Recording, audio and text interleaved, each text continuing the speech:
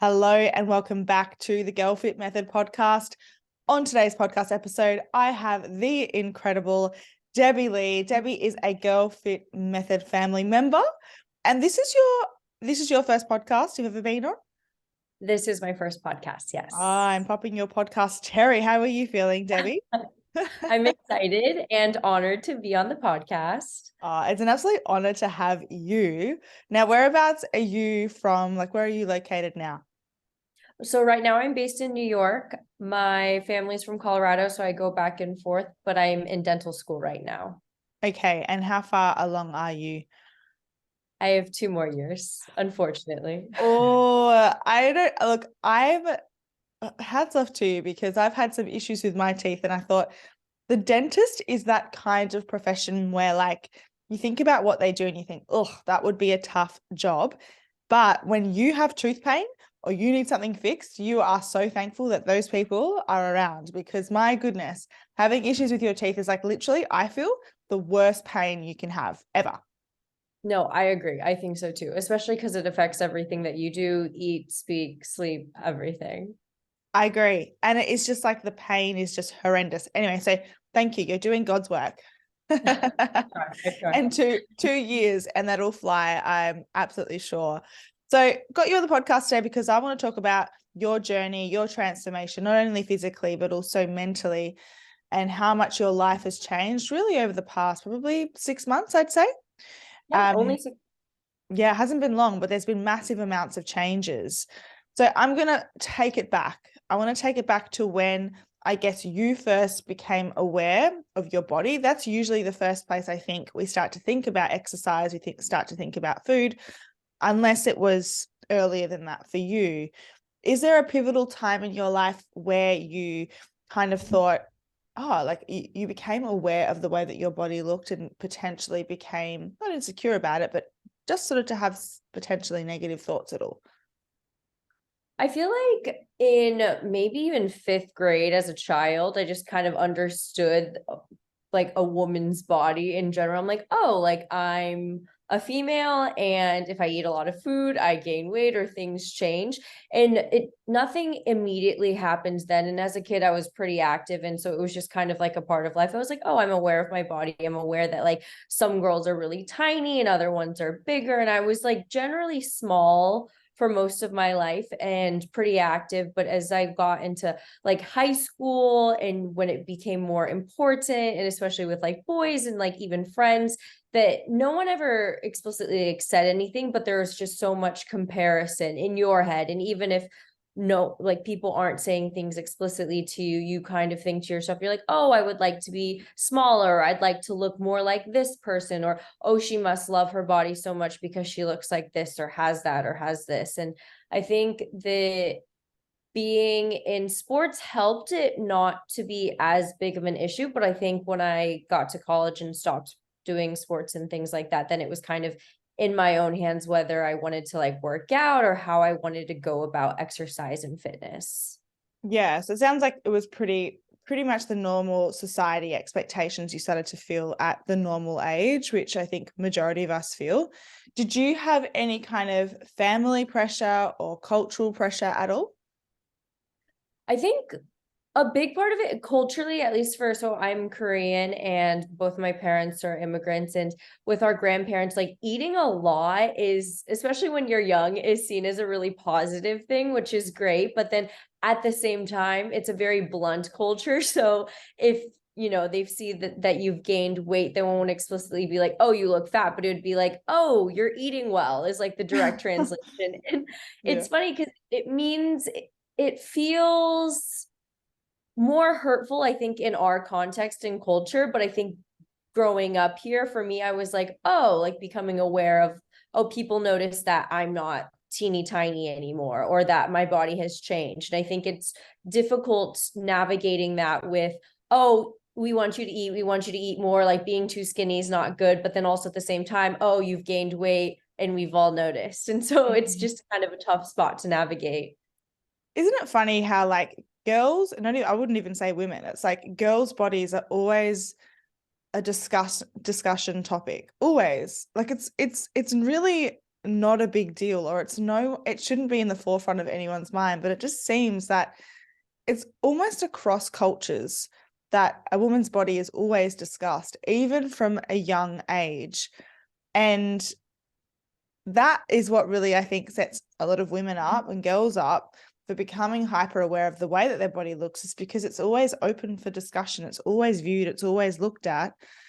And that is a message that's sort of sent to us subconsciously that, oh, okay, like I need to become aware of this, which is really unfortunate. I don't really feel like that's the case with men or with boys growing up, but for women and for girls, I shouldn't say women, I should say young girls growing up, it always is. You know, even when we compliment a girl, a young girl, it's always like, oh, she's so beautiful, you look gorgeous.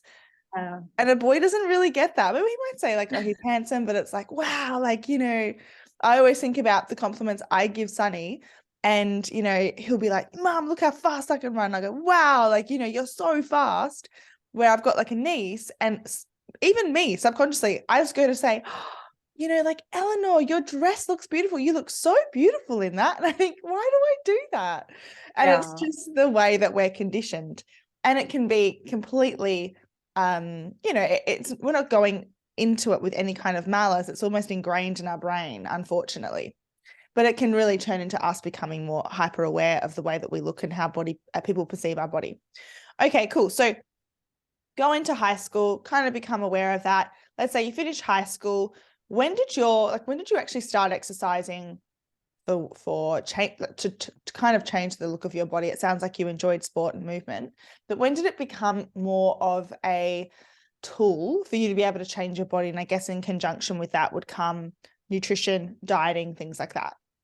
Yeah. So with exercise, working out, things like that, it became more, aesthetically oriented. I'd say definitely in college. There was a little bit in high school. I like got into tracking, but then I was like, oh, this is kind of a lot of work. I don't really like it. I'm kind of glad I fell out of it, to be honest, because I think it would have been really difficult in high school and potentially more harmful. But got to college, and then I did, start tracking, counting, weighing, doing all of that. But with working out, I think the pivotal point was I realized I wasn't going to have structured exercise time anymore. And so I think trying to figure out a way to do it myself, but then at the same time thinking, oh, like before I wasn't as aesthetically conscious, but now I have the freedom and time to attempt to be. But then I also think that turned into a little bit of a unhealthy cyclic relationship I had with like food and exercise, and just going through all these different phases and being absolutely just like exhausted at each end of the phase, and then kind of like going back and forth. But with that, there was a point where I was severely under eating for a really long time, and then I got really tired of it, then just kind of trashed everything, didn't work out, did nothing because I was just so tired. And I feel like that was about a year and a little bit into the pandemic as well, and then slowly got back into exercise, but still didn't have the proper habits to make it sustainable or really respecting the natural cycles of my body. Because I mean, I've spoken about this with Vanessa, but just the program has helped so much in understanding the natural fluctuations of my body, or just respecting of if you eat, certain foods, like your body's just going to react differently, but you're so resilient, and in that you'll just kind of moderate. And I think allowing myself to see the moderation with my body wasn't something that I had done in the past. It was always like, oh, I ate like a slice of pizza and now I weigh like 2 more pounds, and like, oh my God, I can never eat pizza again. But I think that over time, well, honestly, the program really has helped me understand. I'm like, it's not that like 1-to-1 ratio. It's not like that at all. So it's been really great. That's so awesome. And yeah, big shout out to Coach Vanessa, who's done an amazing job in coaching you. She's just like an absolute superstar. And it is true. Like, it's funny you say that, because I resonate with that too. So when I was on my own journey, it was almost like you get into this panic where you feel like you've stuffed up or you've made a bad decision. And then if we talk about scale weight, right? And how volatile that is, you would always, when you ate something you felt was bad, would jump on the scale, see it increase, probably because it was higher in sodium, right? So it's reinforcing this, oh my goodness, I can't believe I've done this. I've ruined things.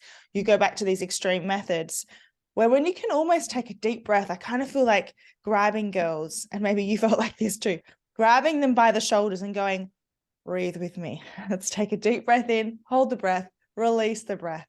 Now, let's zoom out from this moment right here and have a look at the big picture. Now, when like you're wanting to achieve any kind of goal, first of all, we have to understand, like, as you would know, you can't do anything perfectly. And when I say perfectly, you're never going to stick to your calories 100% of the time, every single day for the rest of your life. You don't actually need to. But what we do is we zoom out and we look at, okay, well, overall, where are we heading? Like, what's the trajectory that we're heading in? Now, if we have like a piece of pizza and we weigh 2 kilos heavier the next day, and that's purely because of the sodium intake in there, imagine if we just went, do you know what? All right, awesome. I feel really satisfied. I really enjoyed myself last night. I ate foods I don't usually eat. And I almost feel like getting back into routine now. I've like kind of enjoyed that, and I'm happy to go back to what I know is going to get me closer towards that goal. Then you're going to be heading towards that direction that you're wanting to go to. But the issue is, I think, and I found this, and I'm not sure if you did, is that you would get into this mindset where you thought you ate something bad. You'd go back to really restricting and mentally really beating yourself up, which then means, well, how can I sustain this? Like, how much longer can I live this way, not allowing myself to live? Not only that, really mentally punishing myself for this until you go, screw it, like, stuff it. I can't do this anymore. You end up overeating, or you binge, or you go off your quote unquote diet altogether. And then you're back at square one. You feel like you failed. It's like, okay, let's get back on the horse. And it's just this vicious cycle. So I think zooming out is just so important. That really sounds like something that you've been able to grasp, that's really helped you along your journey. Definitely. Yeah. The program's been great about that. I think that I've never allowed myself like enough time of, I think, tracking my food and weight to realize that like, oh, eventually everything just really moderates. I'm like, I could, go like out of my normal routine, even for like maybe 5 days at a time. And really, it's never like permanent damage, quotes around that, very lightly, but it's your body's so resilient. And also in the same time, like there are so many changes to it just based on the content of the food that I before was like, oh, it's surely fat. Like I just gained 2 pounds in like one day. And I'm like, oh my God, this is why I could never, eat XYZ. But then that's so exhausting and also just such an unfortunate way to live, because I remember at a point I would like go out with friends, or before I'd go out with friends, I would be doing so much cardio and tell myself, I'm like, oh yeah, like I can do that. I can enjoy it, but I have to run before or after. And it was just absolutely depleting. And then it felt like, well, is it even worth it? And just the whole idea of trying to like earn your food was never a sustainable practice. No, that's a horrible one as well. And it's actually completely pointless.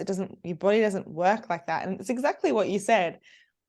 It all evens out. Like, and this is where it all comes down to your mindset. And I say this all the time, and girls are like, yeah, they don't really want to focus on that. But the truth is that if you, quote unquote, let's just say, you're in a dieting phase, you go over your calories, your body is so clever, right? So let's just say you go over your calories one night, but you are in a good, healthy mindset where you accept that and you go, do you know what? I really enjoyed it. I went out with friends. I enjoyed my evening.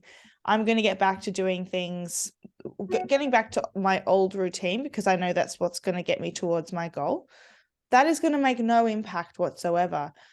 It is when we get into this mindset of almost desperation, where we go, oh my goodness, I can't believe I have done this, that we get ourselves into trouble. The beautiful thing is that your body, when it gets additional calories, even let's just say you go over your calories, it knows that and it wants to use it. So why don't we go, all right, well, we've had this night of overeating. Awesome. I'm going to get back on track. And I bet you this week I'm going to have some great workouts because my body's gotten some extra fuel. And the body's incredible like that. But ultimately, it comes down to really understanding, and like you were saying, having that knowledge. And I think this is where having a coach and having accountability and that person to reinforce the truth, because we can sometimes tell ourselves a narrative that isn't true. We default into what we've always thought, which for you, Debbie, was like, and for me as well in my journey was, oh my gosh, I can't believe I've done that. I'm going to gain weight. Right. And then if you have another voice outside of your own head telling you, hold on, that's not how it works. Remember this. Like, remember the actual science of it, that you can really calm yourself and go, okay, that's right. So you get to the point where you kind of maybe sometimes don't need that person, because now you've been able to you've been able to create new thoughts and beliefs around food and exercise that you know are going to replace those really toxic ones that were prior. Okay, so what I want to know from you is, throughout your journey, so you've had all of these changes, was there like a light bulb moment for you where you thought, like this is what really flicked the switch for me in really healing my relationship with food and exercise and looking at it in a sustainable way? I think just over the time, looking at my progress, whether in the gym or even through the pictures, I was realizing, I was like, oh, if I just like let my body do its thing essentially and like take care of it. That's actually another thing that I realized I wasn't doing, that I was so consumed with like counting calories and then like only really protein, which I do think is important, obviously, in like building muscle, but then also recognizing the importance of like all the other food groups and just vitamins, minerals, etc., and things like that. But when you take care of your body, like it will work properly. And that sounds so simple, but there was a moment where I was like, preparing like what I was going to eat for the week and whatnot, and making sure I was like, okay, like a balance of all the different like macros in each of my meals. And then I realized, I was like, oh, like I feel more energized. I don't feel like hungry all the time. And I'm not craving all these random things. And it was because I was just like actually taking care of myself. And that sounds so funny, but, and it's like conceptually I knew that, like, yeah, just fuel your body and take care of yourself and your body will respond and you'll just be healthier all around. I'm like, yeah, of course that makes sense. But like actually doing it and having someone that like is keeping you accountable with that really helped me like see the results and like want to constantly do that and adhere to that, because I think it's so easy to be like, oh, it's okay, like as long as I hit my macros or I'm below my calories, like everything will be fine. But I'm like, it's a lot harder if you're not being conscientious of like the quality of food, or even just like enough fats as well, and like having snacks and just balancing it out versus just a one bottom line. But I think the whole like holistic approach really helped me realize, I'm like, oh, that makes a world of a difference and makes it a lot easier to adhere to as well. Did you feel like prior you had always, like you were saying, you just focused on calories and protein, that you would just look for lower calorie options for whatever you could eat that would keep you underneath your calorie limit? And so you weren't really thinking about having a balanced diet? Yeah, definitely. I think I was like, oh, I could like maybe get away with, like counting it all and saying like, oh, I'll like have a protein shake that has, X amount of grams of protein. So then I can free it up and just like eat random things that like Yeah. won't make me feel full or satisfied or really help me in any way, shape, or form. But I just like would eat them and go from there. And I'm like, why did I do that? Like, it didn't make any sense. I'm like, oh, I was like not explicitly trying to cut out food groups, but it was just like easier to like eat certain things and like Yeah. pick and Yeah. choose versus taking care of myself. Well, I think when we get into that dieting mindset, we just automatically think certain foods are off limits. And that's usually because we can't always fit in those foods into the day, right? So like when you understand nutrition, you're so right. Like it is true. You fuel your body adequately and your body responds really well. And it sounds so simple, but I think so many of us don't do that. We just look at, okay, how can we lose weight? How can we eat as little as we possibly can? That's always the goal usually. And so what's that going to do? That's going to rule out a lot of foods that maybe don't provide protein, but they provide micronutrients that are going to provide us with more energy and actually make us feel good and healthy. But we discard those because for us, our main goal is always weight loss, smaller, smaller, smaller, losing weight. It's not looking at things like you were saying holistically, because you respect your body and you want to feel good, which in turn, by doing that, actually gets you those results, which is the funny thing. Yeah. That's actually like how you get there. But we women get stuck in this mindset where it's like, no, like, all right, what low fat options can we take? How can we cut calories from here? And then that's how we become super neurotic about food, because we're malnourished. Our body needs more food. Our body needs different micronutrients and a range of different foods. And that can really affect the way that you think about food as well, which is then counterproductive to that fat loss too. It's just so good to hear that there's that shift for you, because I can see, and from what I'm hearing, like this is long term. Like these are massive changes that are going to stick with you for the rest of your life. And it is something that you can stick with long term. What I would love to hear from you is, I suppose, if someone is in your position, I always think I'm so intrigued when people and our girls start with us initially, there's always fears. And I guess we can not be 100% sure about making a change. And that's because we sometimes have to give over control.